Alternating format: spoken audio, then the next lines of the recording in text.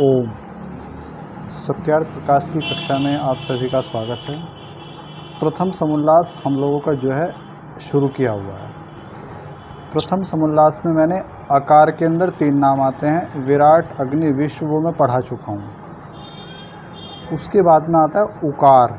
उकार के अंदर भी 3 नाम आते हैं, हिरण्यगर्भ, वायु और तेजस, उसको भी हम पढ़ा चुके हैं। फिर मकार के अंदर भी 3 नाम आते हैं, ईश्वर, आदित्य और प्राज्ञ। ये तीनों नाम आते हैं मकार के अंदर। तो ईश्वर तो मैं पढ़ा चुका हूँ। आज मैं आपको 2 नाम पढ़ाऊँगा, एक आदित्य और एक प्राज्ञ, कि परमात्मा को क्यों आदित्य कहा जाता है और क्यों परमात्मा को प्राज्ञ कहा जाता है। ये दोनों नाम मैं आज आपको पढ़ाऊँगा। तो पहला नाम क्या है कि परमात्मा को हम लोग आदित्य क्यों कहते हैं। तो ऋषि लिखते हैं कि 2 अवखंडने, इस धातु से अदिति और इससे तद्धित करने से आदित्य शब्द सिद्ध होता है। न विद्यते विनाशो यस्य सो अयम अदितिः अदितिरेव आदित्यः। देखो, परमात्मा का नाम अदिति भी है और परमात्मा का नाम आदित्य भी है। बात समझ में आई? परमात्मा का नाम अदिति भी है और परमात्मा का नाम आदित्य भी है। कारण क्या है? कारण यह है कि जिसका कभी विनाश न हो उसी ईश्वर को आदित्य कहते हैं। यानी परमात्मा जो है, परमात्मा का कभी विनाश नहीं होता और जिसका कभी विनाश नहीं होता उसी को हम लोग क्या कहते हैं? आदित्य। तो देखो, जो अदिति है, अदिति नाम भी रखा जाए तो भी बड़ा अच्छा है, क्योंकि अदिति स्वयं परमपिता परमात्मा का नाम है। क्यों? क्योंकि परमात्मा का कभी विनाश नहीं होता और उसी अदिति से ही जो है आदित्य शब्द बना है। कोई लड़का है तो उसका नाम आदित्य रखा जा सकता है, रखते भी हैं। तो वहाँ उसका अर्थ क्या होगा कि जिसका कभी विनाश ना हो। तो दोनों ही रूप में परमात्मा का नाम क्या है? अविनाशी। चाहे अदिति कहो चाहे आदित्य कहो।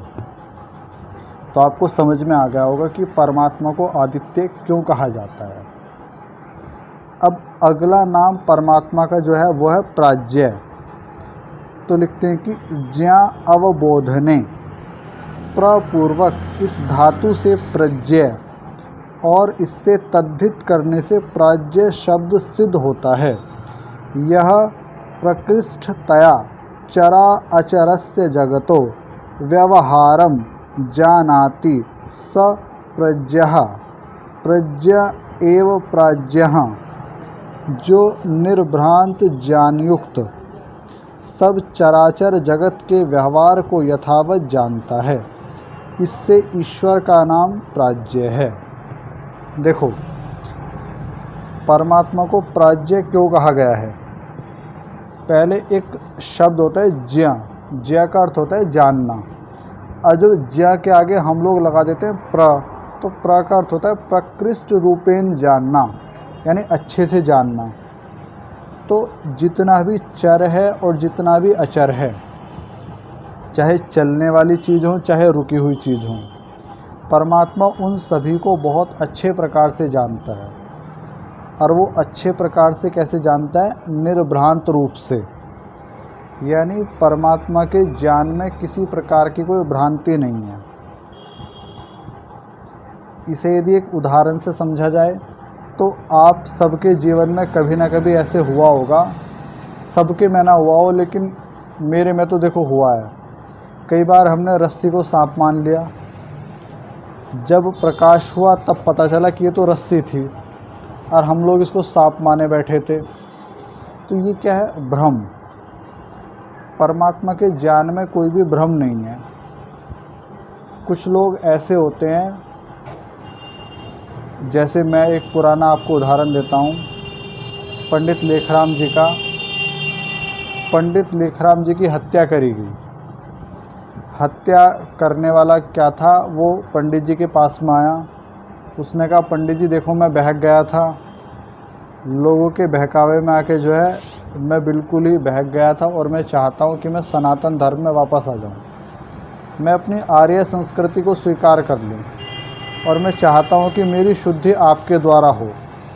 अब पंडित लेखराम बड़े दयालु हृदय के व्यक्ति थे। उन्होंने कहा ठीक है, कोई बात नहीं। वो वहाँ रहने भी लगा। एक शाम की बात है, पंडित जी जो है अपना जो पुस्तकों की जो अलमारी थी उससे पुस्तक निकाल रहे थे और वो पीछे से आया और उसने जो है नहीं छुरा घोंप दिया उनके अंदर, और जिसके कारण पंडित जी की जो है मृत्यु हो गई। तो यहाँ हम देखें तो पंडित लेखराम का ज्ञान क्या था? भ्रांति युक्त था, क्योंकि मनुष्य है भाई, मनुष्य सर्वज्ञ थोड़ी ना हो सकता है, मनुष्य पूर्ण ज्ञानी थोड़ी ना हो सकता है। वो भले आदमी थे, उन्हें उसके ऊपर विश्वास आ गया इसलिए उन्होंने उसको वहाँ रहने दिया। लेकिन जो परमात्मा है, परमात्मा का ज्ञान निभ्रांत है। परमात्मा हमारी सभी चालाकियों को जानता है जो लोग करते हैं। परमात्मा उन चालाकियों को भी जानता है कि व्यक्ति 1 रुपया देखे जो है ना हज़ारों की कामना करने की इच्छा करता है।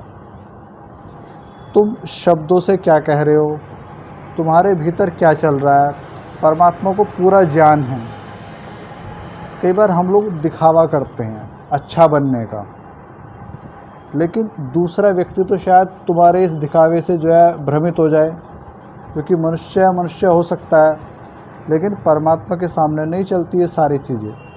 यदि तुम परमात्मा के सामने भी ये एक्टिंग करो तो भी उसको पता चल जाएगा। यदि तुम किसी मनुष्य के लिए उसको हानि पहुंचाने के लिए करो तब भी उसको पता चल जाएगा।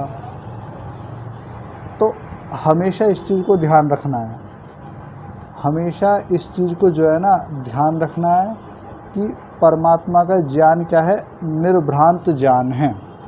उस ज्ञान में किसी प्रकार की कोई भ्रांति है ही नहीं। तुम जैसा करोगे वैसा ही उसको जानकारी होगी, तुम जो सोचोगे वैसा ही उसको पता चल जाएगा। तुम जो बोलोगे और मन में तुम्हारे चोर है तो परमात्मा उसको जान जाएगा।